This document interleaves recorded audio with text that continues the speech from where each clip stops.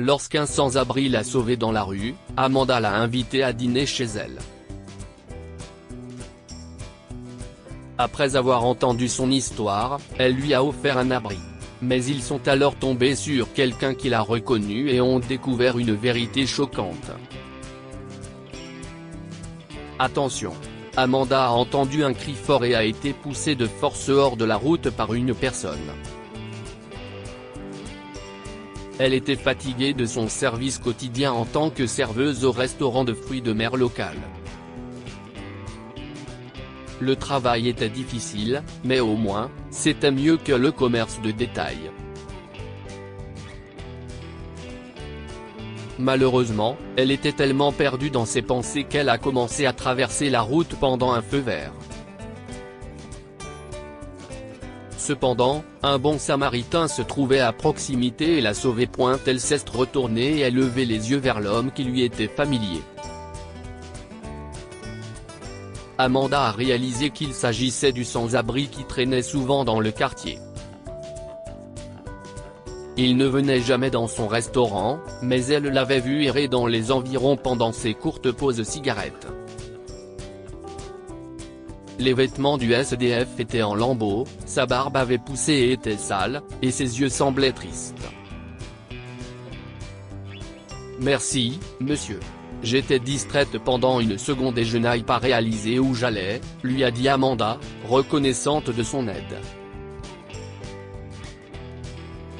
L'homme acquiesce, dit de rien et commence à s'éloigner. Amanda a regardé l'homme qui s'est éloigné pendant une seconde et lui a rappelé.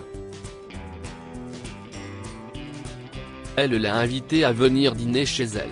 Elle n'aurait pas fait quelque chose comme ça d'habitude, mais son fils restait chez un ami ce soir, et cet homme méritait un bon repas chaud, surtout après ses actions héroïques. Étonnamment, l'homme a rejeté l'offre, mais Amanda n'a pas accepté le non comme réponse. Elle a insisté et a refusé de le laisser partir jusqu'à ce qu'il accepte. Finalement, il a cédé et elle l'a conduit à sa maison. Lorsqu'ils sont arrivés, Amanda a décidé qu'un repas n'était pas suffisant. Elle est allée dans sa chambre et a rassemblé quelques vêtements qui appartenaient à son défunt père. Ils étaient vieux mais propres et en excellent état. Écoutez, pourquoi ne prenez-vous pas une douche? Vous vous sentirez beaucoup mieux. Voici quelques vêtements, et la salle de bain est remplie de tout ce dont vous pourriez avoir besoin, dit Amanda en lui tendant les vêtements et en le poussant presque dans la salle de bain. Oh, attendez une minute. Je ne connais même pas votre nom. L'homme l'a fixé des yeux et a dit, je m'appelle Paul. Merci. Amanda a souri pendant qu'il fermait la salle de bain, puis elle est allée à la cuisine pour préparer le dîner. Madame, où dois-je mettre la serviette? A entendu Amanda alors qu'elle remuait une sauce pour les pâtes et haricots. S'il vous plaît, ne m'appelez pas madame. Je m'appelle Amanda. Ce mot me fait sentir. Elle allait lui dire que ce terme la faisait se sentir vieille. Amanda était une mère célibataire d'une trentaine d'années, mais elle ne se sentait pas du tout adulte. Madame est peut-être respectueuse, mais elle l'a toujours détesté. Cependant, elle s'est tue quand elle a aperçu Paul. Il était fraîchement douché et avait arrangé sa barbe avec soin. L'homme en face d'elle était aussi beau qu'il puisse l'être, et il n'était pas aussi vieux qu'elle le pensait au départ. Il devait avoir dans les 40 ans. Pourquoi était-il sans abri? Paul a répété sa question quand Amanda est restée bouche bée trop longtemps, et elle est sortie de sa stupéfaction en lui indiquant où il pouvait placer la serviette. Le dîner étant prêt, elle l'a appelé depuis la cuisine. Pendant qu'il mangeait, elle l'a interrogé sur sa vie et sur la façon dont il s'est retrouvé dans la rue. Je suis désolé, Amanda. Mais je n'ai aucune idée de ce qui s'est passé, a révélé Paul en mangeant des spaghettis. Je ne comprends pas. Honnêtement, moi non plus. Un jour, je me suis réveillé dans une allée, et si est tout. Je n'avais aucun souvenir. Aucun. Tout ce dont je me souvenais était mon prénom. Tout le reste a disparu. Eh bien, il semble que je sois bon en maths, et j'ai quelques connaissances générales sur le monde. Mais à part ça, tout est flou, a révélé Paul en buvant son coca. Si est fou. Vous n'êtes pas allé voir la police? Il pourrait probablement découvrir qui vous êtes, a suggéré Amanda en mangeant lentement ses spaghettis. J'ai essayé ça, au début. Mais j'avais des bleus sur le visage à ce moment-là, et ils ont pensé que j'avais pris quelque chose. Ils m'ont dit de sortir si je ne voulais pas être arrêté, a expliqué Paul. Je n'arrive pas à le croire. Ils sont censés aider, a marmonné Amanda, ne sachant pas quoi dire d'autre. Ouais, eh bien. Honnêtement, cette vie n'a pas été tendre, et la saison des neiges a été la pire. Je veux dire, je sais qu'il neige beaucoup à Bozeman, Montana, mais il a fait un froid glacial. Si est la première fois que je suis à l'intérieur d'une maison chaude depuis que je me suis réveillé il y a environ 4 mois, a ajouté Paul en la regardant avec l'expression la plus reconnaissante du monde. Amanda ne savait quoi dire. Elle avait toujours du mal avec l'argent. De plus, être une mère célibataire était difficile, et elle dépendait des pourboires au restaurant. Mais au moins, sa maison était entièrement payée par ses défunts parents et elle était parfaite. Mais sa facture d'électricité augmentait toujours pendant l'hiver. Elle avait pensé à cela en traversant négligemment la route, mais maintenant, elle se rend compte que d'autres ont vécu des moments encore plus difficiles. Paul n'était pas seulement sans abri, affamé et frigorifié, mais il ne se souvenait pas non plus de sa vie. Le moins qu'elle puisse faire est de l'aider. J'ai un plan, a commencé Amanda en disant à Paul de passer la nuit chez elle, puisque son fils était à une soirée pyjama ce soir-là. Elle avait une chambre d'amis qui pouvait lui convenir. Mais son plan impliquait de consulter les annonces de personnes disparues et de faire des recherches sur Facebook. De plus, si elle allait au poste de police pour demander de l'aide, il serait peut-être plus gentil. S'il vous plaît, il doit y avoir quelqu'un qui cherche cet homme, dit Amanda, en montrant la photo de Paul à l'agent de police. Elle avait pris une photo de Paul sur son téléphone portable et était partie tôt le lendemain matin pour voir si quelqu'un pouvait l'aider.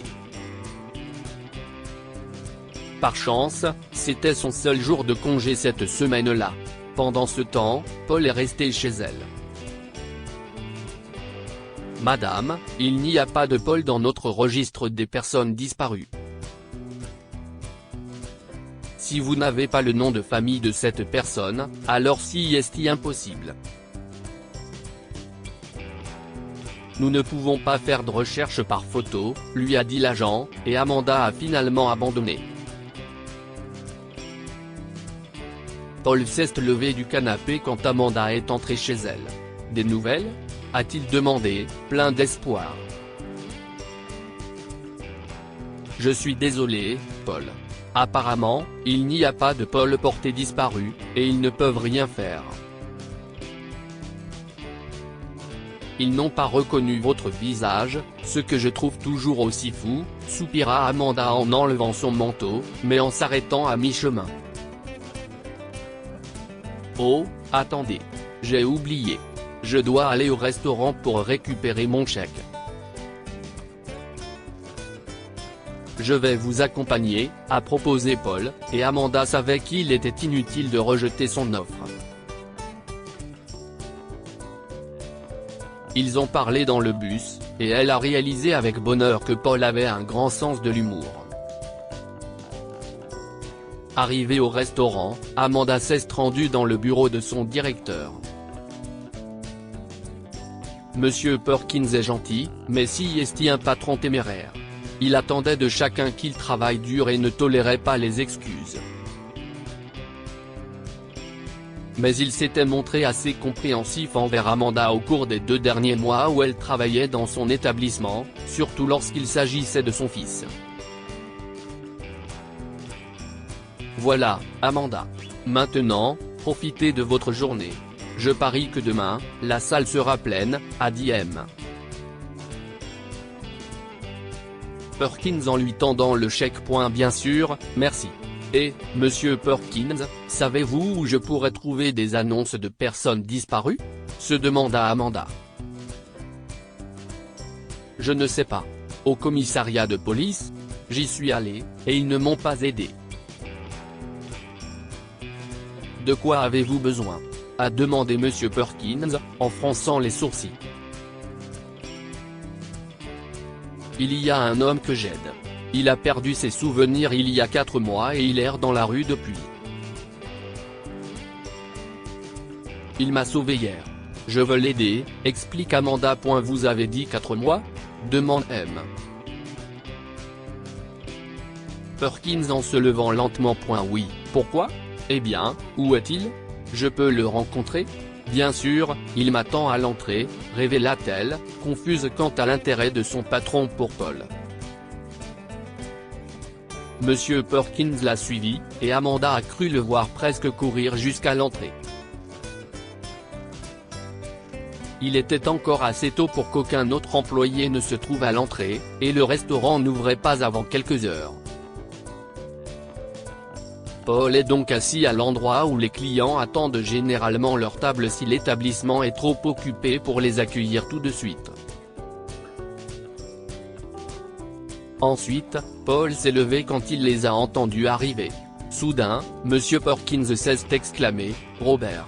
Son patron a rejoint Paul et l'a serré dans ses bras. « Monsieur Stewart. Où étiez-vous » Paul regarda l'homme avec confusion et ne sut pas quoi dire. « Hein ? Vous savez qui je suis ? Vous le connaissez ?»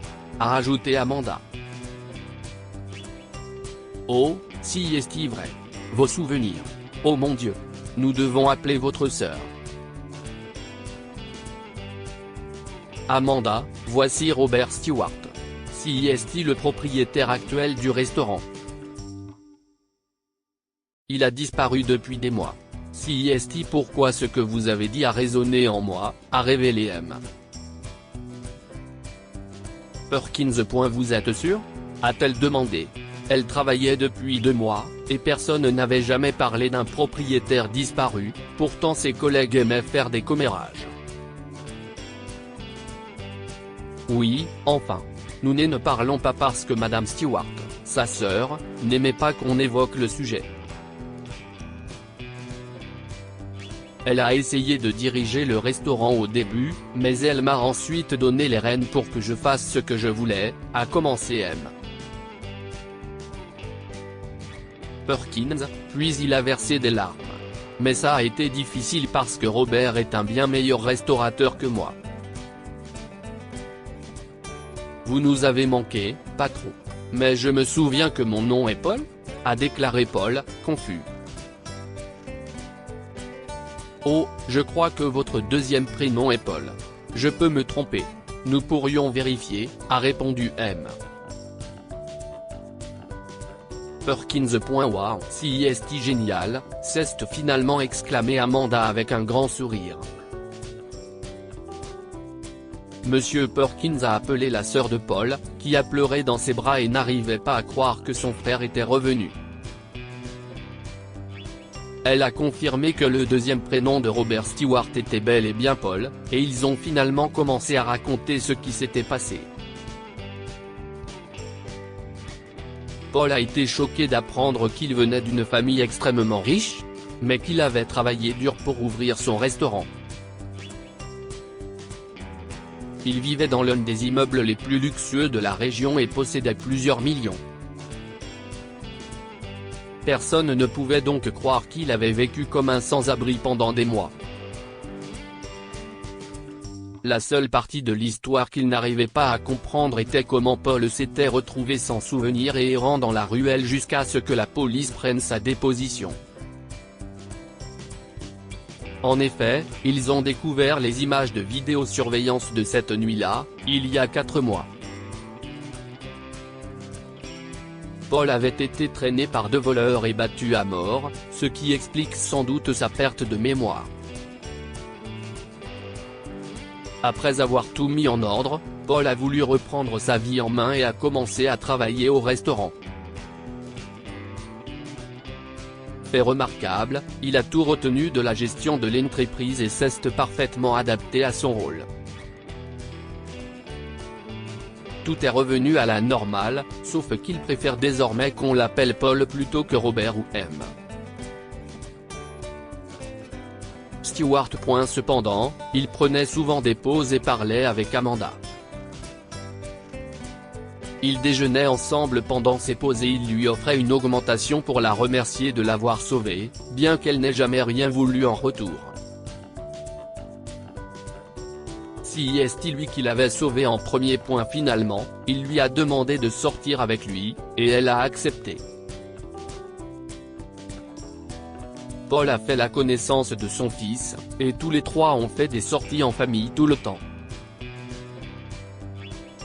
Un jour, il a demandé Amanda en mariage et elle a accepté. Comme elle l'avait sauvé sans rien attendre en retour, Paul ne lui a jamais demandé de signer un contrat de mariage et Amanda n'a plus jamais eu à se soucier sur le plan financier. Que pouvons-nous apprendre de cette histoire?